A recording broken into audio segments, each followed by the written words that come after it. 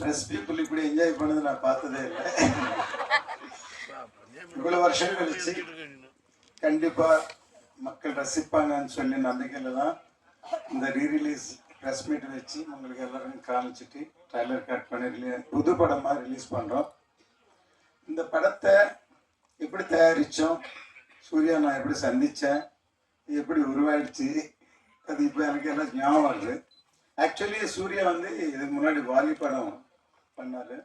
Editor Vijayan sir சொன்னார், வாலி ரொம்ப நல்லா வந்திருக்கு, அஜித் சார் அவருக்கு வண்டி வாங்கி கொடுத்துருக்காரு அப்படின்னு சொல்லி அந்த படம் நான் பார்க்குறேன், படம் போட்டால் சொல்லுங்கன்னு சொன்னேன். படம் பார்த்து ரொம்ப நல்லா இருக்கு, சூப்பராக இருக்குது சூர்யா, நம்ம படம் பண்ணுறோன்னு சொன்னோம். அதுக்கப்புறம் அவர் எங்கே இருக்காரு தேடி கண்டுபிடிக்கிறதுக்கு ஒரு ஆள் அனுப்பிச்சார். இப்போ வந்தார். நான் சூர்யா சொன்னேன், நீங்கள் யார் விரும்புகிறீங்களோ அந்த ஹீரோ வச்சு பண்ணுவோம், எனக்கு டைரக்டர் தான் முக்கியம் அப்படின்னு சொன்னேன். அதுக்கப்புறம் அப்போ முதல்ல இந்த கதை இது யார் ஹீரோ நினைக்கல, நான் ஃபஸ்ட்டு சூர்யா தான் நினச்சி டார்கெட் பண்ணி பண்ணோம். அப்போ விஜய் சாருக்கு இந்த கதை சொன்னோம். இந்த படம் வந்து ஒரு சரித்திரம். அவர் இந்த படம் தமிழ், தெலுங்கு, ஹிந்தி 3 மொழியிலும் பண்ணார். ஒரு டைரக்டர் கண்டினியூஸாக இதில் வேறு 3 வருஷமாக சூர்யா அதுக்கு மேலே வாழ்ந்தார். ஃபஸ்ட்டு இது பண்ண உடனே இது பண்ணுறதுக்கு ஷூட்டிங் முன்னாடியே நாங்கள் பவன் கல்யாண் சாருக்கு அண்டர் ப்ரொடக்ஷனில் முதல்ல போய் ஒரு கதை சொன்னோம். அவருக்கு ரொம்பலாம் பிடிச்சிருந்தது. அதுக்கப்புறம் ஹிந்தி நான் போனி கபூருக்கு கொடுத்தேன். அப்புறம் நான் போனி கபூர் சொல்லி சூர்யா பண்ண நல்லா இருக்குன்னு சொல்லி ஸோ கண்டினியூஸாக 3 படம் அவரே 3 லாங்குவேஜ்லாம் அவரே பண்ணார். படம் பார்க்கும்போது ஜோதிகா பார்த்தாலும் பூமிகா பார்த்தாலும் சூர்யா தான் தெரியும். அவர் எக்ஸ்பிரஷன்ஸ், அவர் பாணி, அவர் இது அப்படியே அவங்க அப்படியே காப்பி பண்ணாலே போகிறோம். ஜோதிகாவுக்கு இது டெபியூ ஃபிலிம் ஹீரோயினா தமிழில். அவங்க நடிப்பு வந்து அவ்வளோ நல்லா சிறந்த, சூர்யாவுக்கு சொல்ல தேவையில்லை. பூமிகா செலக்ட் பண்ணும்போது பார்த்தோம், பூமிகா ரொம்ப சாஃப்டாக இருக்குது, ரொம்ப இதாக இருக்குது, எப்படி நடிக்குமான்ட்டு நான் சொன்னேன், சூர்யா கண்டிப்பாக வேலை வாங்கிடுவார் அப்படின்னு சொல்லி பண்ணோம். இந்த சாங்ஸ் வந்து இந்த மியூசிக் பார்த்தீங்கன்னா இது வரைக்கும் தேவா மியூசிக் மாதிரியே தெரியாது. இது தெரியும் படம் பார்த்தோம். அப்போ அவங்க 3 பிரதர்ஸ் சேர்ந்து இருந்தாங்க.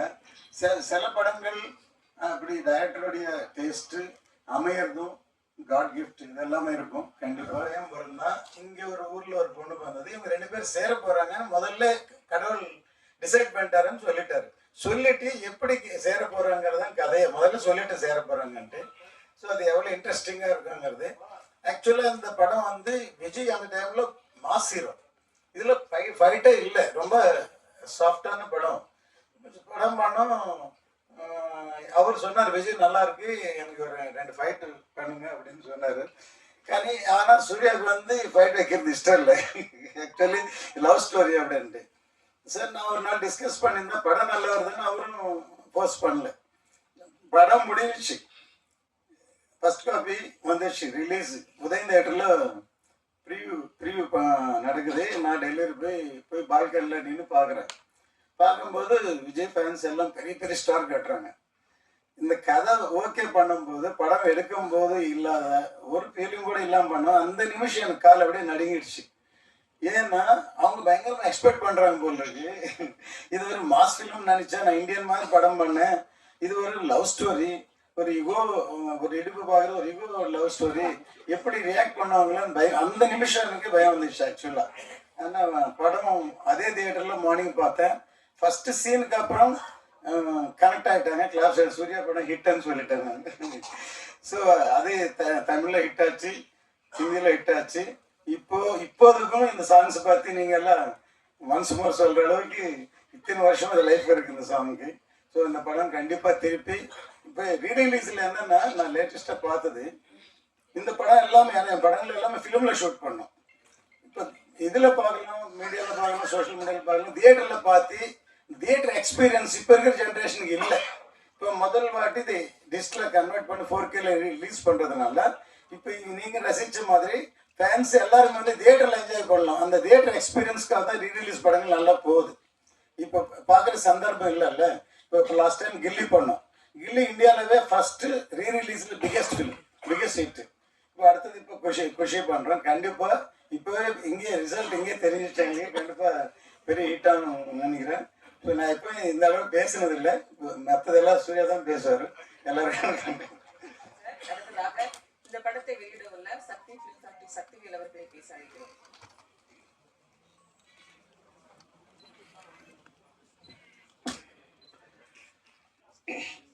வணக்கம். செம எனர்ஜியா இருக்கு இந்த சாங்குக்கு பிரஸ்துகிட்டே இருந்து இருந்த வரவேற்பு. பிரஸ்துகிட்டேயே ஒரு வரவேற்பு வந்துருச்சுன்னா தியேட்டர்ல என்னவா இருக்குங்கிறத நினைச்சு ஒரு டிஸ்ட்ரிபியூட்டரா அவ்வளவு பெரிய சந்தோஷம். ஒவ்வொரு படத்தையும் என்னன்னா பிரஸ் பார்க்கும் பொழுது ஒரு தராசு வச்சுட்டே பார்ப்பாங்க, அது ஒரு வேலையாவே பார்ப்பாங்க.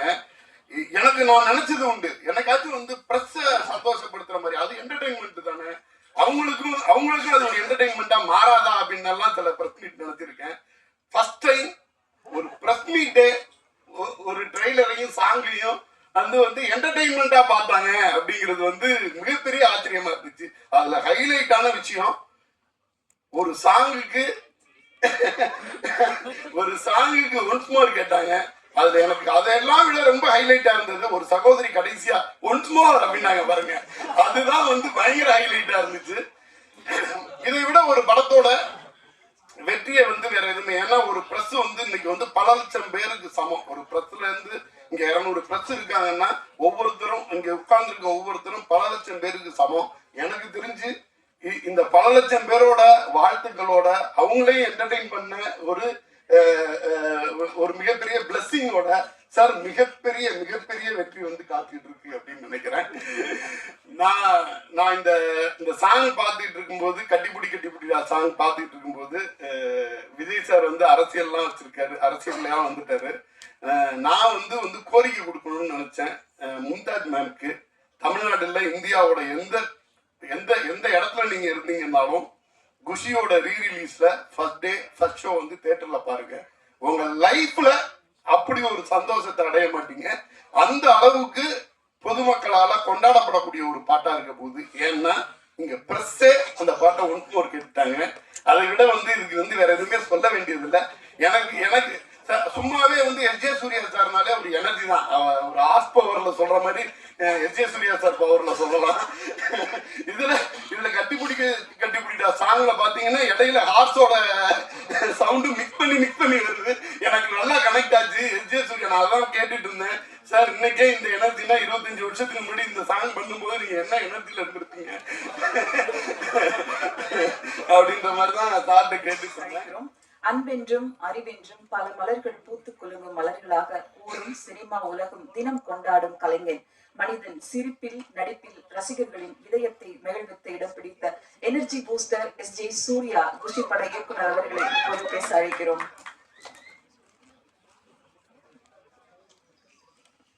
மாலை வணக்கம்ங்க, எல்லாம் நல்லா இருக்கீங்களா? ரொம்ப நாளைக்கு அப்புறம் திருப்பி உங்களை சந்திக்கிறதுல ரொம்ப ரொம்ப சந்தோஷம். ஆக்சுவலாக ரீசெண்டாக ரிலீஸ் எல்லாம் இருந்ததுனால இப்போ இதே ஒரு சாக்கா வச்சு உங்களை எல்லாம் செஞ்சதில் எனக்கு ஃபஸ்ட்டு சந்தோஷம் அது எனக்கு முதல்ல. அப்புறம் நல்ல ஒரு மாலை. குஷி படத்துக்கு நீங்கள் ப்ரெஸ்லேயே உள்ள ரெஸ்பான்ஸ் கொடுத்தீங்கன்னா தியேட்டர் என்ன ஆக போகுதுன்னு தெரியலை. அதுவும் இன்னைக்கு இளைய தளபதியை திருப்பி பார்க்கறதுக்கு எனக்கே ரொம்ப சந்தோஷமா இருக்கு. தெரியும் நம்ம, ஏன்னா we are missing that space. இல்லை, ரொம்ப ரொம்ப க்யூட்டாக ரொம்ப அழகான ஒரு பர்ஃபார்மன்ஸ். ஜோதிகா மேடம் அவங்களுமே சூப்பர் ஆக்ட் பண்ணியிருக்காங்க. எல்லாத்தையும் திருப்பி நினச்சி பார்க்கும்போது ஆக்சுவலாக என்னென்னாங்க, ஒரு இந்த படத்தினுடைய கதையை நான் சொல்லும் பொழுது நான் 2.5 மணி நேரம் சொல்லுவேன். நான் ரத்ன சார் நான் தான் போனோம் விஜய் சாரை பார்க்கறதுக்கு. அப்போ நம்ம படம் சொல்லும் பொழுதே நம்ம மைண்டில் படத்தை பார்த்துடுறோம். அதுக்கப்புறம் பார்த்தீங்கன்னா சீனை ஒன்றா ஷூட் பண்ணும்பொழுது நம்ம ஷூட் பண்ணி ஒரு சீனை நாங்கள் 1 lakh டைம் பார்ப்போம். ஏன்னா எடிட்டிங்கில், அது டிஸ்கஷனில், மியூசிக் டைரக்டருக்கு கதை சொல்லும் பொழுது, அசிஸ்டன்ட் டைரக்டருக்கு கதை சொல்லும் பொழுது, டைரக்டர் அந்த சினிமோட்டோகிராஃபருக்கு கதை சொல்லும்போது, ஃபைட் மாஸ்டருக்கு கதை சொல்லும் பொழுது, எடுத்த சீனை எடிட் பண்ணும்போது, விஜயன் சாரோட உட்காந்து ரஷ் பார்க்கும்போது, ஒவ்வொரு டைம் பார்த்தீங்கன்னா கிட்டத்தட்ட ஒவ்வொரு சீனையும் நாங்கள் மிக்சிங் எல்லாத்துலேயும் பார்த்தா ஃபைனல் ட்ரிமிங் மிக்சிங் இது வரைக்கும் பார்த்தீங்கன்னா கிட்டத்தட்ட 1 lakh டைம் ஒரு சீனை நாங்கள் கோத்ரூ பண்ணுறோம் அந்த மைண்டில். ஸோ அப்போ பார்த்து இருக்கும்பொழுது படம் ரிலீஸ் ஆகுறதுக்குள்ளே பார்த்தீங்கன்னா அந்த டைரக்டருக்கு இந்த படம் என்னது நல்லா இருக்கா நல்லா இல்லையா அதுவே மறந்துடும். அந்த அளவுக்கு நாங்கள் நம்ம ஆகிடுவோம். ஏன்னா ஒரு 100 தடவை பார்த்த ஒரு சீனால் நம்ம ஆகிடுவோம். அதனால் அதுக்கப்புறம் தேட்டரில் ஆடியன்ஸோடு போய் ஆடியன்ஸ் ரசிக்கிறதும் கைத்தட்டுறதையும் பார்த்து, ஓ பரவாயில்ல நம்ம நினச்சது கரெக்டாக இருக்குது அப்படின்னு தான் பார்க்க முடிஞ்ச அப்படியே ஒரு ஆடியன்ஸா நான் ஒரு மேக்கர் வந்து அந்த படத்தை என்ஜாய் பண்ணவே முடியாது ஒரு ஆடியன்ஸ். ஏன்னா ஆடியன்ஸ் வந்து ஃப்ரெஷ் மைண்டில் வருவாங்க, அவங்களுக்கு எதுவுமே தெரியாது. ஒரு ஆடியன்ஸா ஃபர்ஸ்ட் என்ஜாய் பண்ணுவாங்க. ஃபர்ஸ்ட் டைம் நான் ஆடியன்ஸா இந்த சாங்கை பார்த்துங்க, இந்த படத்தை ரியலா நான் என்ஜாய் பண்ணேன். உண்மை சே, அப்போ ஆடியன்ஸ் எவ்வளோ என்ஜாய் பண்ணியிருப்பாங்கல்ல அப்படின்றது எனக்கு இன்னைக்கு ஃபீல் ஆச்சு.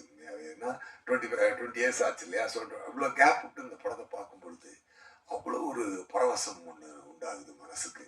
அப்போதான் நான் நினச்சேன், இப்போ அந்த மைண்டில் இன்னைக்கு நான் ஒரு டேக்காக எடுத்துக்கிறேன்னா, கில்லரில் இதுலேருந்து கொஞ்சம் கூட குறையாமல், என்டர்டெயின்மெண்ட் குறையாமல் இதே எனர்ஜியோட இதே இருக்கணும், அதை மிஸ் பண்ணிடவே கூடாதுன்னு ஒரு ரிஃப்ரெஷிங் மூமெண்ட்டாக இருந்துச்சு.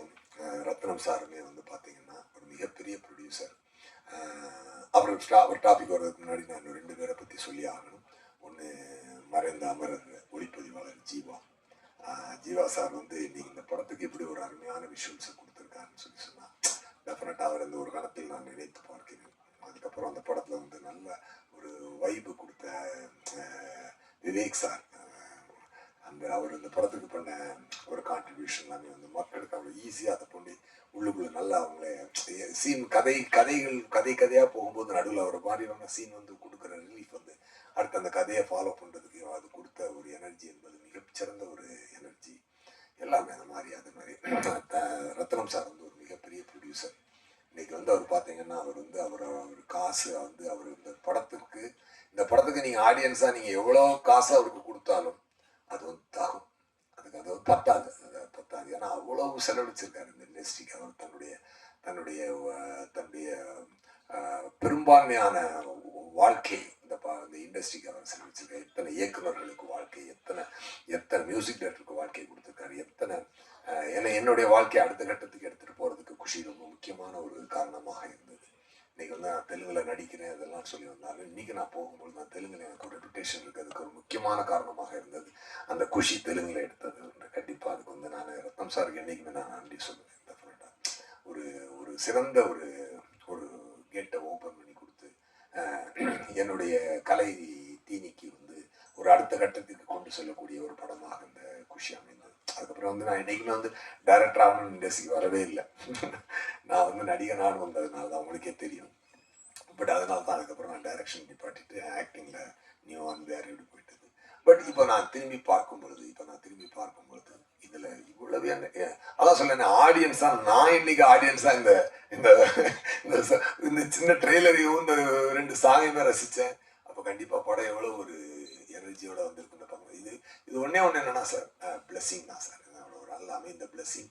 அன்னைக்கு பத்திரிக்கையாளர்கள் நீங்கள் கொடுத்த அன்பும் இன்னைக்கு அந்த ப்ரெஸ்ஸில் அன்னைக்கு நான் சந்தித்தவங்கெல்லாம் இன்னைக்கு அப்படியே பார்க்குற எல்லாரையும் ரொம்ப ரொம்ப சந்தோஷம். இன்னைக்கு புதுசான ஆளுங்களும் வந்திருக்காங்க.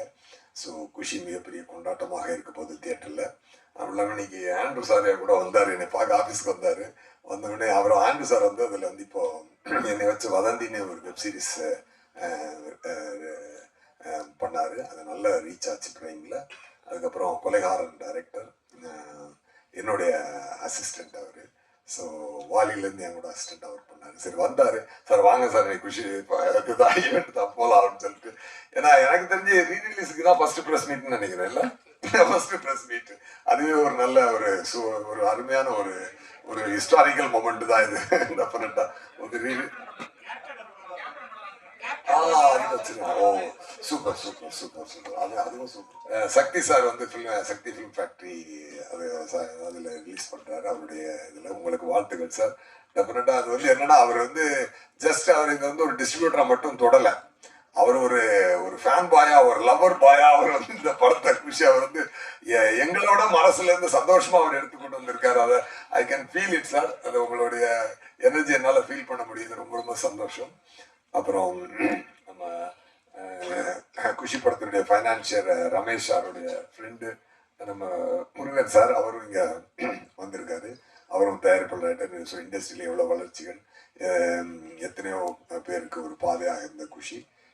நமக்குமே இன்னைக்கு இது ஒரு தான் ரீஃப்ரெஷிங்காக பார்க்கும்பொழுது இனிமே இந்த மாதிரி நல்ல மக்களுக்கு வந்து அந்த சாங்ஸ், அந்த எனர்ஜியான சாங்ஸ், அதெல்லாம் மேகம் கருக்குது அந்த பாட்டு எல்லாமே ஸோ மக்கள் பயங்கரமாக என்ஜாய் பண்ண போகிறாங்க.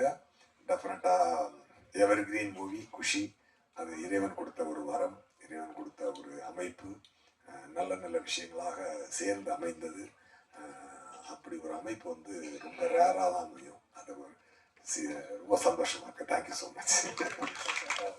நீங்க ஒரு மியூசிக் டைரக்டர் அப்படிங்கிறதுனால நல்லா பாடுவீங்க. இந்த குஷி படத்துல வந்து சார் கட்டுப்பிடி கட்டுப்பிடி சாங் வந்து எடுக்கும்போது இவ்வளவு ஹிட் ஆகும்னு நினைச்சீங்களா? அந்த ஷூட்டிங் ஸ்பாட் எக்ஸ்பீரியன்ஸ் பத்தி எனக்கு கொஞ்சம் சொல்லுங்க சார். ஆக்சுவலாக இல்லை, சாங் வந்து எப்பவுமே வந்து இந்த ரெக்கார்டிங்லேயே தெரிஞ்சிடும். அது ஒரு வைப் வந்துடும் அந்த ரெக்கார்டிங்கில். ஏன்னா எதுவுமே மனசுக்கு உள்ள ஹிட் ஆகாம உள்ள எனர்ஜி ஏத்தாம ஒரு விஷயத்த நாங்க பண்றதே கிடையாது. ஸோ அதான் சொல்றேனே, அந்த கிரியேட்டிங் ஏரியால தான் நாங்க என்ஜாய் பண்றது. அது மொத்தமா ப்ராடக்டா வந்து நிற்கும் பொழுது ஒரு நாள் என்ஜாய் பண்ணுவோம், ஒரு நாள்ல நம்ம முகத்தே கண்ணாடியில பார்க்கும்போது சூர்யா நீ ரொம்ப அழகா இருக்கடா அப்படின்னு தோணும். ஒரு நாள் இன்னும் இவ்வளவு கேவலமா இருக்கும் அப்படின்னு தோணும். அந்த மாதிரி அது வந்து உணர்வுகள் மாறிக்கிட்டே இருக்கும். அதனால உண்மையை சொல்லணும் அப்படின்னு சொன்னா நான் உண்மையாவே சொல்றேன், நான் இன்னைக்கு ஆடியன்ஸா தான் குஷி என்ஜாய் பண்ணி உட்காந்து பார்த்தேன் நான் இந்த சாங்குகளை பார்க்கும்போது. ஏன்னா நானும் டிவியில பார்த்து டிவியில வந்துருச்சு, யூடியூப்ல பார்க்குறோம், நம்ம யூடியூப் சோனியில கனெக்ட் பண்ணிட்டு பிறகு அப்படி பார்க்குறோம். அப்போங்கெல்லாம் அது பெரிய ஸ்க்ரீன்ல பார்க்கும்போது இன்னும் அதோடைய டெஃபினட்டா ஆடியன்ஸ் என்ஜாய் பண்ணுவாங்க. நீங்க கேட்ட கொஸ்டின் எனக்கு புரியுது. பட் என்னன்னா இல்லை அதாவது என்னன்னா நாங்க எது பண்ணாலும் ஹிட் ஆகும் அப்படின்னு நம்பிக்கை எப்பொழுதுமே உண்டு. அது என்னன்னா நமக்கு உள்ள ஹிட் ஆயிடுச்சுனாலே அது ஹிட் ஆயிடும், அவ்வளவுதாங்க. அவ்வளவுதான். அதனால அது ஒண்ணுதான். பட் உண்மையா அன்னைக்கு என்ஜாய் பண்ணதை விட நான் இன்னைக்கு தான் ரொம்ப என்ஜாய் பண்ணேன். அதான் உண்மை. உங்க கொஸ்டினுக்கு அதான் ஆன்சர்.